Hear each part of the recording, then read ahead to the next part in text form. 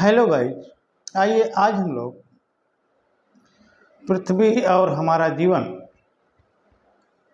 Class 8 के अध्याय 7 भारत मानव संसाधन नामक अध्याय के एपिसोड 2 में मानव संसाधनों के संगठन के बारे में हम लोग अध्ययन करेंगे। तो आइए देखते हैं हम लोग मानव संसाधनों के संगठन। मानव संसाधनों के संगठन से तात्पर्य है उस देश की जनसंख्या की मूलभूत विशेषताएं, जैसे आयु, लिंग, साक्षरता, जनघनत्व, जीवन स्तर आदि से है। ध्यान दीजिए, मानव संसाधनों के संगठन से तात्पर्य है कि उस देश की जनसंख्या की मूलभूत विशेषताएं, जैसे आयु, लिंग, साक्षरता, जनघनत्व, जीवन स्तर आदि से है। आगे चलते हैं। आगे हम लोग देखेंगे लिंगानुपात। लिंगानुपात को अंग्रेजी में सेक्स रेशियो कहते हैं। तो आइए हम लोग लिंगानुपात या सेक्स रेशियो के बारे में जानने की कोशिश करते हैं। लिंगानुपात से तात्पर्य कुल जनसंख्या में स्त्री पुरुष अनुपात से है। ध्यान दीजिए, लिंगानुपात से तात्पर्य कुल जनसंख्या में स्त्री पुरुष अनुपात से है, अर्थात प्रति 1000 पुरुषों के पीछे स्त्रियों की संख्या के अनुपात को लिंगानुपात कहा जाता है। मान लीजिए किसी देश का लिंगानुपात 1000 है, यानी कि वहाँ पर स्त्री और पुरुष बराबर हैं। यदि लिंगानुपात 1100 है तो इसका मतलब स्त्रियों की संख्या पुरुषों से वहाँ पर अधिक है, माने वहाँ पर पुरुषों की अपेक्षा 100 स्त्रियाँ अधिक हैं। आगे जैसे मान लीजिए यदि लिंगानुपात 900 है, इसका मतलब पुरुषों की अपेक्षा स्त्रियों की संख्या वहाँ पर कम है, यानी कि पुरुषों की अपेक्षा वहाँ पर 100 स्त्री कम है। ठीक, तो इस प्रकार से हम लोगों ने जाना कि लिंगानुपात प्रति 1000 पुरुषों के पीछे स्त्रियों की संख्या के अनुपात को लिंगानुपात कहा जाता है। आगे चलते हैं। आगे हम लोग जानने की कोशिश करेंगे भारत जनगणना 2011 के अनुसार भारत का लिंगानुपात क्या है। भारत जनगणना 2011 के अनुसार भारत का लिंगानुपात 943 है, यानी पुरुषों की अपेक्षा स्त्रियों की संख्या कम है। ठीक, और भारत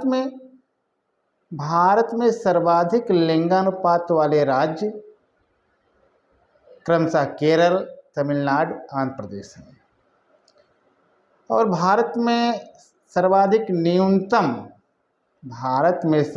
न्यूनतम लिंगानुपात वाला राज्य या वाले राज्य हरियाणा, जम्मू कश्मीर और सिक्किम है। अब आगे हम लोग चलते हैं। आगे हम लोग देखेंगे कि भारत में स्त्रियों के प्रतिकूल लिंगानुपात के कारण तो भारत में स्त्रियों का जो लिंगानुपात कम हो रहा है, उसका जो मुख्य कारण है, उसमें पहला है बालकों के पालन पोषण पर अधिक ध्यान। यानी कि भारतीय जो समाज है वो परंपरावादी समाज है, ट्रेडिशनल सोच के यहाँ के जो लोग हैं वो पुरुषों के प्रति अधिक महत्व या बालकों को अधिक प्रेफरेंस, अधिक महत्व दिया जाता है। इसकी अपेक्षा बालिकाओं या स्त्रियों को कम महत्व दिया जाता है, जिस कारण से ये लिंगानुपात प्रभावित होता है। नेक्स्ट है बालिकाओं की उपेक्षा। भारतीय समाज में बालिकाओं या लड़कियों या स्त्रियों की उपेक्षा की जाती है। यदि किसी के घर में लड़की पैदा होता है तो ऐसा लगता है कि वह परिवार उसके बोझ के तले दब गया। यदि लड़का पैदा होता है तो बहुत खुशी का इजहार करेंगे, जश्न मनाएंगे। इस तरह का जो रूढ़िवादी परंपरावादी सोच का ये हमारा समाज है, इससे जब तक हम निकलेंगे नहीं तब तक स्त्रियों की दशा और दिशा सुधरना बहुत मुश्किल है। आगे है तीसरा पॉइंट है कन्या भ्रूण हत्या, या इसे बालिका भ्रूण हत्या भी कह सकते हैं। पेट में जब बच्चा आता है तो सबसे पहले लिंग की जांच ये लोग करा लेंगे, और लिंग की जांच कराने के बाद यदि लड़की ही निकला तो बच्चे को कोख में ही उसको डेड करा करके एबार्शन करा देते हैं, जिसे कन्या भ्रूण हत्या के नाम पर, जिसे कन्या भ्रूण हत्या कहा जाता है। इस तरह की काफ़ी भारत में काफ़ी मात्रा में देखने को मिलता है, जिस कारण बालिकाओं की या लड़कियों की या स्त्रियों की संख्या कम हो रही है। फिलहाल भारत सरकार इस पर काफ़ी रोक लगाई हुई है। भारत सरकार ने सीधा सीधा डॉक्टरों को निर्देश किया कि किसी ने लिंग की जांच की तो उसकी सीधा सीधा डॉक्टरी की मान्यता ख़त्म कर दी जाएगी, कठोर से कठोर सज़ा दी जाएगी। इन सब के बावजूद भी लोग छुप छुप करके ये सब काम करते हैं, कराते हैं, जिससे हमारा ये लिंगानुपात है ये प्रभावित हो रहा है। इसलिए हमको इस दिशा में ध्यान देने की ज़रूरत है, तब जाकर के कुछ चीज़ें तब जाकर के हम इस पर कुछ कर पाएंगे। आगे चलते हैं। आगे हम लोग जानने की कोशिश करेंगे कि साक्षरता दर। आगे हम लोग जानेंगे कि भारत का लिटरेसी रेट, इसको भी देख लेते हैं, भारत की लिटरेसी रेट। तो साक्षरता दर जनगणना 2011 के अनुसार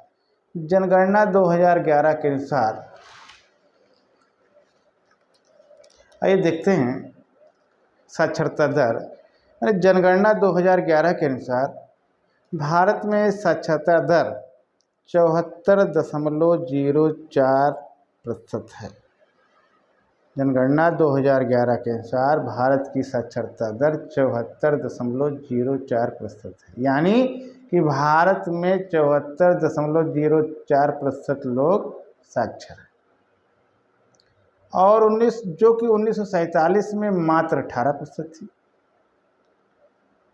पुरुषों की साक्षरता दर जनगणना 2011 के अनुसार 82.14 है। वहीं महिलाओं की साक्षरता दर 65.46 है। भारत में सर्वाधिक साक्षरता वाले राज्यों की हम बात कर लें तो भारत में सर्वाधिक साक्षरता वाला राज्य केरल, मिजोरम और गोवा है। यदि भारत में न्यूनतम साक्षरता वाले राज्य की यदि हम बात करें तो न्यूनतम साक्षरता वाला राज्य बिहार, अरुणाचल प्रदेश और राजस्थान है। ठीक, इस प्रकार से आगे चलते हैं। आगे हम लोग जानेंगे कि सर्वाधिक पुरुष सर्वाधिक महिला, माने सर्वाधिक पुरुष और सर्वाधिक महिला साक्षरता वाला राज्य केरल दोनों में प्रथम है। आगे चलते हैं। आगे हम लोग जानेंगे कि उत्तर प्रदेश में साक्षरता दर जनगणना 2011 के अनुसार 67.68% थी। और जो साक्षरता दर का जो मानक है वो साक्षर हम उसे कहेंगे कि जो 7 वर्ष या उससे अधिक आयु का व्यक्ति, 7 वर्ष या उससे अधिक आयु का व्यक्ति जो किसी भी भाषा को पढ़ना, लिखना और समझना जानता हो उसे साक्षर कहा जाता है, या कह लीजिए साक्षर कहलाता है। ठीक, और आगे चलते हैं। आगे हम लोग देखेंगे कि कम साक्षरता दर के कारण है। कम साक्षरता दर के क्या कारण हैं? तो कम साक्षरता दर के कारण हैं विद्यालयों की कमी, स्कूल में शौचालयात की कमी,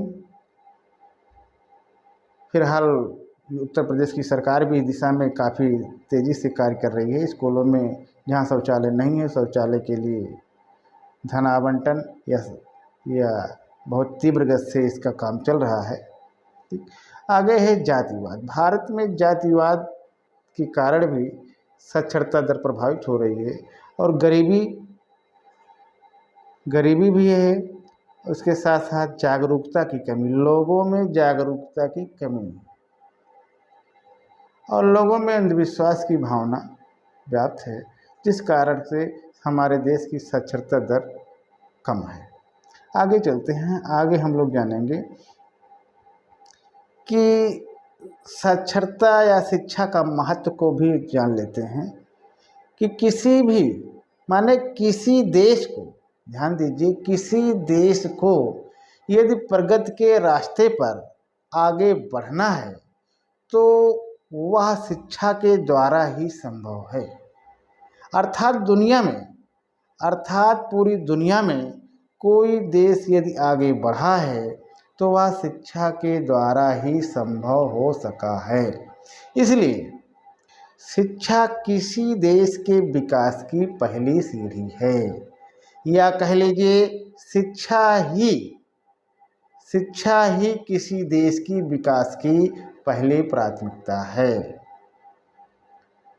ठीक, आगे चलते हैं। आगे हम लोग जानेंगे कि आयु संरचना के बारे में देख लेते हैं कि आयु संरचना, जैसे भारत में 5 से 9 वर्ष तक के जो बच्चे हैं वो जनगणना 2011 के अनुसार 9.3% और 5 से 14 वर्ष तक के वर्ष का जो समूह है वो 10.5% और 15 से 59 वर्ष की जो आयु संरचना है वो 60.3% और 60 से अधिक जो आयु संरचना है उसमें 11.0% है। इस प्रकार से ये आयु संरचना है। और भारत सरकार ने शिक्षा को आगे बढ़ाने के लिए या भारत को शिक्षित करने के लिए भारत सरकार ने 0 से 14 वर्ष तक के बच्चों को निःशुल्क शिक्षा देने की व्यवस्था की है। इस प्रकार से सरकार पूरी प्रयासरत है कि भारत के लोगों को शिक्षित और जागरूक बनाया जाए, जिससे हमारा देश दिन प्रतिदिन प्रगति के रास्ते पर आगे बढ़ सके। ठीक, इसी के साथ आज यहीं तक। बहुत बहुत धन्यवाद।